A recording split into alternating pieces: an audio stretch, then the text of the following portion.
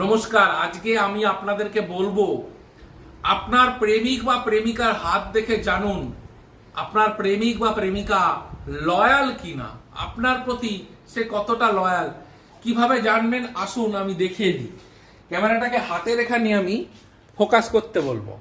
কিভাবে বুঝবেন দেখুন, এই হাতের এই অংশটা শুক্রের অংশ, এই বুদ্ধাঙ্গুলের পাশের অংশটা, এই অংশটি যদি দেখেন এই অংশে চিহ্নটা বুঝে নিন ভালো করে,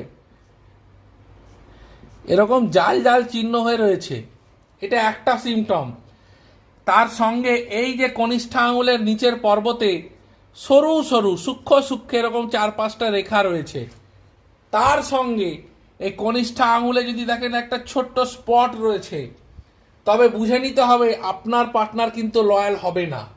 আর একদম যারা চিটিংবাজ বা প্রতারক, এই চিহ্নর সাথে তাদের হাতে আরও একটা চিহ্ন থাকবে, সেটা হচ্ছে এই যে ব্রেন লাইন দেখেছেন, এই ব্রেন লাইনটা দুভাগে বিভক্ত হাতের, এই শিরোরেখা দুদিকে বিভক্ত হয়ে যাবে।